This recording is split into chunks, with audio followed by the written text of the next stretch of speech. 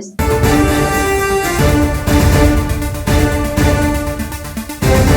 కేంద్రంలోని నరేంద్ర మోదీ ప్రభుత్వం ఇటీవల అమెరికాతో ఖరారు చేసుకున్న వాణిజ్య ఒప్పందంపై కాంగ్రెస్ ఎంపీ రాహుల్ గాంధీ బుధవారం లోక్సభలో నిప్పులు చెరిగారు. ఇందుకు మోదీ ప్రభుత్వం సిగ్గుపడాలని ఆయన తీవ్రంగా విమర్శించారు. వారం రోజుల ప్రతిష్టంభన అనంతరం బుధవారం లోక్సభలో వార్షిక బడ్జెట్ పై ప్రతిపక్ష నాయకుడు ప్రసంగిస్తూ భారత్ ను మోదీ సర్కార్ అమ్మివేసిందని ఆరోపించారు. అమెరికా వ్యవసాయ ఉత్పత్తులకు ద్వారాలు తెరవడం ద్వారా ప్రభుత్వం భారతీయ రైతుల పొట్ట కొట్టిందని రాహుల్ ఆరోపించారు. మీరు భారత్ ను అమ్మేశారు. భారత్ ను అమ్మినందుకు మీకు సిగ్గుగా లేదా అంటూ రాహుల్ మండిపడ్డారు.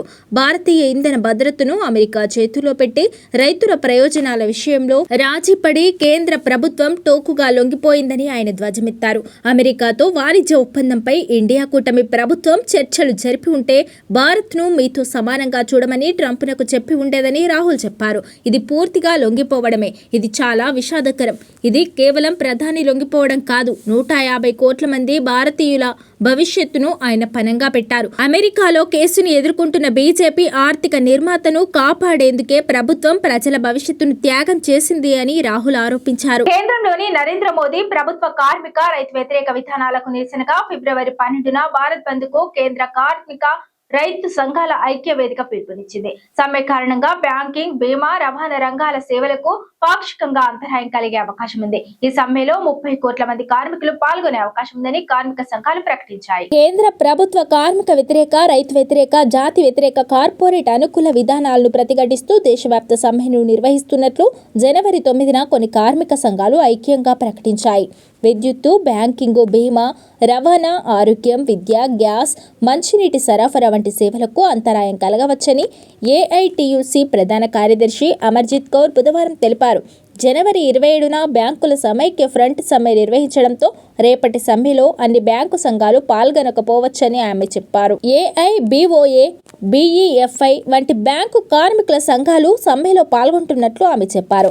మైనింగ్, గ్యాస్, పైప్ లైన్ రంగాలు కూడా సమ్మెలో పాల్గొనే అవకాశం ఉందని ఆమె చెప్పారు. బీమా రంగంలో 100% ఎఫ్డిఐని కేంద్రం అనుమతించడం, కొత్త లేబర్ కోడ్ల అమలుకు వ్యతిరేకంగా బీమా రంగ కార్మికులు సమ్మెలో పాల్గొంటున్నారని ఆమె వెల్లడించారు. భారత్ బంద్ కు సంయుక్త కిసాన్ మోర్చా సంపూర్ణ మద్దతు ప్రకటించింది. అత్యవసర సర్వీసులు యథావిధిగా పనిచేసినప్పటికీ అనేక రంగాలకు అంతరాయం ఏర్పడే అవకాశం ఉంది.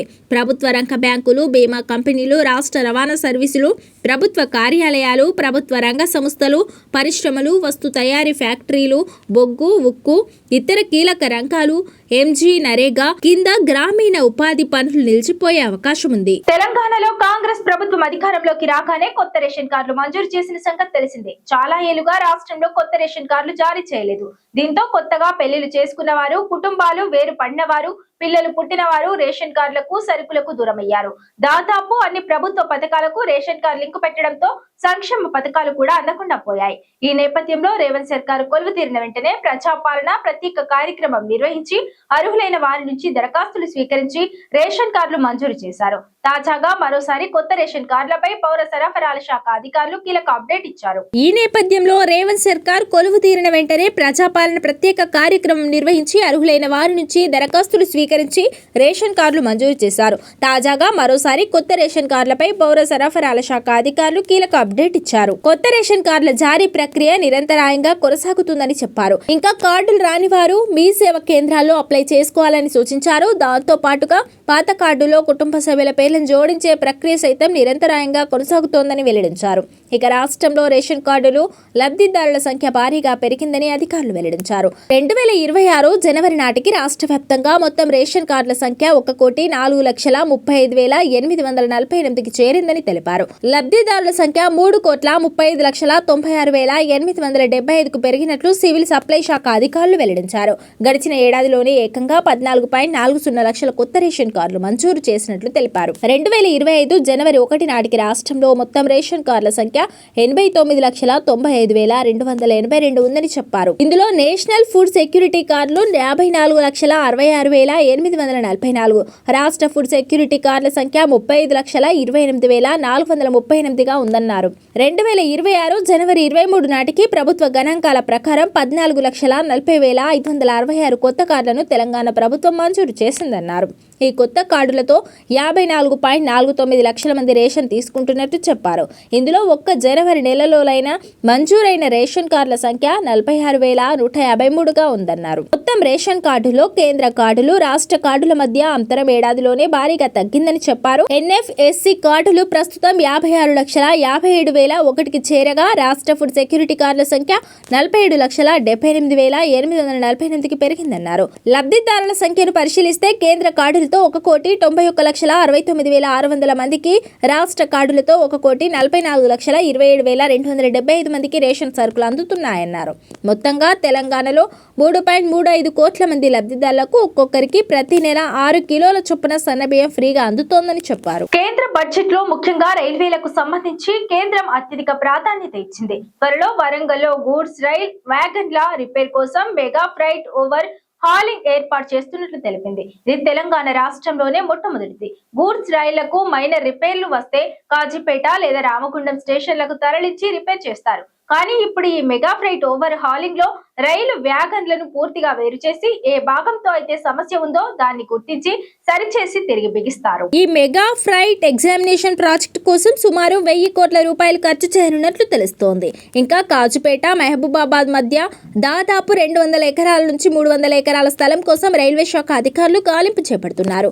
ఈ మెగా ఫ్రైట్ ఎగ్జామినేషన్ సెంటర్ ఏర్పాటు చేస్తే వందలాది మందికి ఉద్యోగ అవకాశాలు కూడా లభిస్తాయని రైల్వే శాఖ వర్గాలు చెబుతున్నాయి. ఇప్పటికే వరంగల్లో రైల్వే తయారీ యూనిట్ ఉంది. ఇప్పుడు ఈ మెగా ఫ్రైట్ ఎగ్జామినేషన్ సెంటర్ కూడా వస్తే ఒక కీలక రైల్వే హబ్ గా వరంగల్ మారుతుందని రైల్వే వర్గాలు అంచనా వేస్తున్నాయి. ఈ సెంటర్ లో గూడ్స్ వ్యాగన్లు, వాటి నిర్వహణ, ఓవర్ హీలింగ్ వంటి వాటిని చేపడతారు.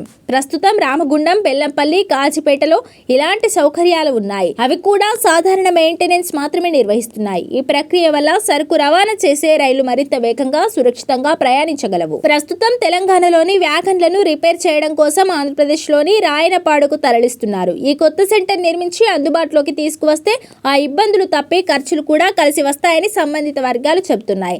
తెలంగాణ నుంచి సిమెంట్, బొగ్గు, ఉక్కు రవాణా ఎక్కువగా ఉంటుంది కాబట్టి ఈ సెంటర్ చాలా అవసరమని సంబంధిత వర్గాలు తెలిపాయి. ఈ సెంటర్ను ఎక్కడ ఏర్పాటు చేయాలి అనే దానిపై స్థలాన్ని గుర్తించిన తర్వాత డిపిఆర్ను రెడీ చేయనున్నారు. ఆ తర్వాత చట్టపరమైన అనుమతులు, ఆమోదాలు, తర్వాత టెండర్లను ఆహ్వానించనున్నారు. ఆ తర్వాత దశల వారీగా దీని నిర్మాణ పనులు ప్రారంభం కానున్నాయి. అయితే ఈ సెంటర్ అందుబాటులోకి రావాలంటే ఇంకో 3 ఏళ్ల సమయం పట్టే అవకాశం ఉందని అధికారులు అంచనా వేస్తున్నారు. ఇటీవల కాలంలో బంగారంతో పాటు వెండి కూడా రికార్డు గరిష్టాలకు తాకి పతనమైన సంగతి తెలిసిందే. అయితే బంగారం మళ్లీ పుంజుకుంటోంది. కానీ వెండి మాత్రం పెట్టుబడిదారులకు నిరాశ కలిగిస్తోంది. గురువారం బంగారం స్వల్ప పెరుగుదల నమోదు చేసింది. వెండి ధర స్థిరంగా కొనసాగుతోంది. ఇటీవలి కాలంలో బంగారంతో పాటు వెండి కూడా రికార్డు గరిష్టాలను తాకి పతనమైన సంగతి తెలిసిందే. అయితే బంగారం మళ్లీ పుంజుకుంటోంది. కానీ వెండి మాత్రం పెట్టుబడిదారులకు నిరాశ కలిగిస్తోంది. గురువారం బంగారం స్వల్ప పెరుగుదలకు నమోదు చేసింది. వెండి ధర స్థిరంగా కొనసాగుతోంది. ఈ రోజు ఉదయం 6:30 సమయంలో 24 క్యారెట్ల 10 గ్రాముల బంగారం ధర 1,59,610కి చేరింది. ఇక 22 క్యారెట్ల 10 గ్రాముల బంగారం ధర 1,46,310కి చేరింది. ఇక దేశ రాజధాని ఢిల్లీలో 24 క్యారెట్ల 10 గ్రాముల పసిడి రేటు 1,59,760కి చేరుకోగా 22 క్యారెట్ల 10 గ్రాముల గోల్డ్ ధర 1,46,460కి చేరుకుంది. మరోవైపు వెండి ధరలో స్వల్ప తగ్గుదల నమోదైంది. గురువారం కిలోకు 100 రూపాయల మేర వెండి ధర తగ్గింది. మళ్లీ 3 లక్షల రూపాయల దిగువకు వచ్చేసింది. ఈ నేపథ్యంలో ఈ రోజు పలు నగరాల్లో బంగారం, వెండి రేట్లు ఎలా ఉన్నాయో చూద్దాం. హైదరాబాద్ లో 1,59,610 రూపాయలు 24 క్యారెట్ల బంగారం అయితే 1,46,310 22 క్యారెట్ల బంగారం ధర. వెండి విషయానికి వస్తే హైదరాబాద్ లో 2,99,900 రూపాయలకు చేరుకుంది కేజీ వెండి ధర. దేశవ్యాప్తంగా వాతావరణ పరిస్థితులు వేగంగా మారుతున్నాయి. ఉష్ణోగ్రతలు రోజు రోజుకు పెరుగుతూ పోతున్నాయి. ఉదయం 8 గంటల నుంచే బాణుడు బగబగమంటున్నాడు. మధ్యాహ్నం పూట 30 నుంచి 35 డిగ్రీల మధ్య ఉష్ణోగ్రతలు నమోదవుతున్నాయి. మరి ముఖ్యంగా తెలుగు రాష్ట్రాల్లో ఎండల తీవ్రత క్రమంగా పెరుగుతోంది. వాతావరణ శాఖ అంచనాల ప్రకారం 2 తెలుగు రాష్ట్రాల వ్యాప్తంగా ఈ రోజు గరిష్ట ఉష్ణోగ్రతలు 33 నుంచి 35 డిగ్రీల మధ్య నమోదయ్యే అవకాశం ఉంది. రాత్రి తెల్లవారుజామున కనిష్ట ఉష్ణోగ్రతలు 17 నుంచి 19 డిగ్రీల మధ్య నమోదయ్యే అవకాశం ఉంది. భారత వాతావరణ శాఖ తెలిపిన వివరాల ప్రకారం దేశవ్యాప్తంగా పలు రాష్ట్రాల్లో బలమైన గాలులు వీచే అవకాశం ఉంది. పంజాబ్, హర్యానా, ఉత్తరప్రదేశ్, రాజస్థాన్ తదితర రాష్ట్రాల్లో గాలుల వేగం పెరిగే అవకాశం ఉంది. కొన్ని ప్రాంతాల్లో ఉష్ణోగ్రతలు తగ్గే అవకాశం కూడా ఉంది. పగటిపూట ఎండల తీవ్రత ఉన్నా సాయంత్రం తర్వాత చల్లని గాలులు వీచే అవకాశం ఉంది. రైతులు, ప్రయాణికులు, బహిరంగ ప్రదేశాల్లో పనులు చేసేవారు అప్రమత్తంగా ఉండాలి. మరో 2-3 రోజుల పాటు ఈ పరిస్థితులు కొనసాగవచ్చని వాతావరణ శాఖ అంచనా వేస్తోంది. మారుతున్న వాతావరణ పరిస్థితుల కారణంగా ప్రజలు అనారోగ్యాల బారిన పడుతున్నారు. ఒకే రోజు వేరువేరు వాతావరణ పరిస్థితులు ఉండడం వల్ల ప్రజల ఆరోగ్యంపై ప్రభావం చూపిస్తోంది. చాలా మంది దగ్గు, గొంతు నొప్పి, చలి జ్వరం, తలనొప్పి వంటి అనారోగ్య సమస్యలతో బాధపడుతున్నారు. మహాశివరాత్రి పర్వదినాన్ని పురస్కరించుకొని భక్తుల కోసం టీజీఎస్ ఆర్టీసీ ఏర్పాట్లు చేసింది. పండుగ రద్దీని దృష్టిలో ఉంచుకొని రాష్ట్ర వ్యాప్తంగా ఉన్న 43 శైవ క్షేత్రాలకు మొత్తం 2243 ప్రత్యేక బస్సులు నడపాలని నిర్ణయించింది. ఈ నెల 14వ తేదీ నుంచి 16వ తేదీ వరకు 3 రోజుల పాటు ఈ స్పెషల్ సర్వీసులు అందుబాటులో ఉంటాయని ఆర్టీసీ వెల్లడించింది. గతేడాదితో పోలిస్తే ఈసారి అదనంగా 208 బస్సులను నడపనున్నట్లు అధికారులు తెలిపారు. రాష్ట్రం నుంచి అత్యధికంగా శ్రీశైలం క్షేత్రానికి 781 బస్సులను కేటాయించారు. ఆ తర్వాత వెమ్లవాడకు 416, కీసరగుట్టకు 326, ఏడుపాయలకు 249, వేలాలకు 127, కాళేశ్వరానికి 71 బస్సులను నడపనున్నారు. వీటితో పాటు కొమరవెల్లి, అలంపూర్, ఉమా మహేశ్వరం, పాలకుర్తి, రామపాలయాలకు మరో 273 బస్సులను ఏర్పాటు చేశారు. హైదరాబాద్ నుంచి శ్రీశైలం వెళ్లే భక్తుల కోసం MGBS, JBS, CBS, IS Sadan, KBHP, BHEL పాయింట్ల నుంచి బస్సులు బయలుదేరనున్నాయి. శివరాత్రి స్పెషల్ బస్సుల్లో ప్రయాణించే వారిపై అదనపు భారం పడనుంది. రాష్ట్ర ప్రభుత్వ జీవో ప్రకారం ప్రత్యేక బస్సుల్లో సాధారణ ఛార్జీల కంటే 50% ఎక్కువగా వసూలు చేయనున్నారు. అయితే రెగ్యులర్ సర్వీసుల్లో మాత్రం పాత ఛార్జీలే ఉంటాయని ఆర్టీసీ స్పష్టం చేసింది. ఏడుపాయలకు వెళ్లే బస్సుల్లో మాత్రం 15 నుంచి 17వ తేదీ వరకు ఈ పెంచిన ఛార్జీలు అమల్లో ఉంటాయి. కాగా మహాలక్ష్మి పథకం కింద మహిళలకు అమలు చేస్తున్న ఉచిత బస్సు ప్రయాణం స్పెషల్ బస్సులోనూ వర్తిస్తుందని ఆర్టీసీ ఎండీ వై నాగిరెడ్డి పేర్కొన్నారు. Palle Velugu, express, city ordinary, metro express బస్సుల్లో మహిళలు 0 టికెట్ తీసుకుని ఉచితంగా ప్రయాణించవచ్చు. శ్రీశైలం వెళ్లే ప్రత్యేక బస్సులకు ముందస్తు రిజర్వేషన్ సదుపాయం కల్పించారు. www.tgsrtcbus.gov.in వెబ్సైట్లో త్రికెట్లు బుక్ చేసుకోవచ్చు. ఇతర వివరాలకు 040690000040234500033 నెంబర్లలో సంప్రదించవచ్చని అధికారులు సూచించారు. మేడారం మహాజాతర సందర్భంగా ఏర్పాటు చేసిన హుండీల ద్వారా వచ్చిన కానుకల లెక్కింపు హన్మకొండలోని టీటీడీ కళ్యాణ మండపంలో కొనసాగుతోంది. 7వ రోజైన బుధవారం 61.16 లక్షల ఆదాయం వచ్చింది. తిరుగు వారం కోసం ఏర్పాటు చేసిన 40 హుండీలతో కలిపి మొత్తం 828 హుండీలను తెరిచారు. బుధవారం ఫారిన్ కరెన్సీ, చిల్లర నాణేలను లెక్కించారు. ఇప్పటి వరకు మొత్తం 13,25,83,269 ఆదాయం వచ్చిందని ఆఫీసర్లు తెలిపారు. గురువారంతో హుండీల లెక్కింపు ముగియనుంది. 7వ రోజైన బుధవారం 61.16 లక్షల ఆదాయం వచ్చింది. తిరుగువారం కోసం ఏర్పాట్లు చేసిన 40 హుండీలతో కలిపి మొత్తం 828 హుండీలను తెరిచారు. బుధవారం ఫారిన్ కరెన్సీ, చిల్లర నాణేలను లెక్కించారు. ఇప్పటి వరకు మొత్తం 13,25,83,269 ఆదాయం వచ్చిందని ఆఫీసర్లు తెలిపారు. గురువారంతో హుండీల లెక్కింపు ముగియనుంది. కేంద్రం విధించిన గడువులోగా రాష్ట్రంలో యాసంగి పంట సర్వేను పూర్తి చేయాలని వ్యవసాయ శాఖ ప్లాన్ చేస్తుంది.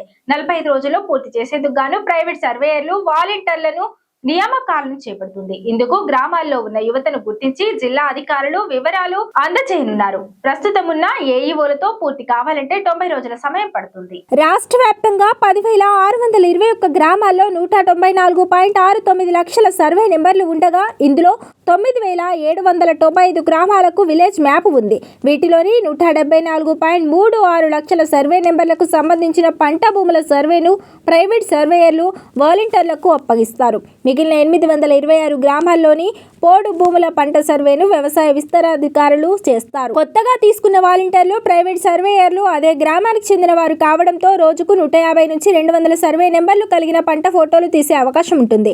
ఈ సర్వేతో వారు రోజు 1000 రూపాయల నుంచి 1500 వరకు సంపాదించుకోవచ్చు. వారంతా 10 రోజులు పనిచేస్తే గ్రామంలో ఉన్న పంటల వివరాలు ప్రభుత్వానికి ఇవ్వవచ్చు. పంట సర్వే కోసం కేంద్రం 30.42 కోట్లు కేటాయించగా వానాకాలం సీజన్లో సర్వే చేస్తే 2.93 కోట్లు ఖర్చయింది. మిగిలిన నగదుతో ప్రైవేట్ సర్వేయర్లు వాలంటీర్లకు ఫోటోకు చొప్పున ₹7 ఇవ్వనుంది. ఇటీవల రాష్ట్రానికి వచ్చిన కేంద్ర ప్రభుత్వ సలహాదారు రాజీవ్ చావ్లా వ్యవసాయ శాఖ అధికారులతో సమావేశం జరిపి తాము సూచించిన గడువులో డిజిటల్ సర్వే పూర్తి చేయాలని ఆదేశించారు. దీనిపై ఉన్నతాధికారుల్లో భిన్న అభిప్రాయాలు వ్యక్తం కావడంతో వెంటనే కొందరు ఏఈఓలతో సాధ్యాలపై వివరాలు తెలుసుకున్నారు.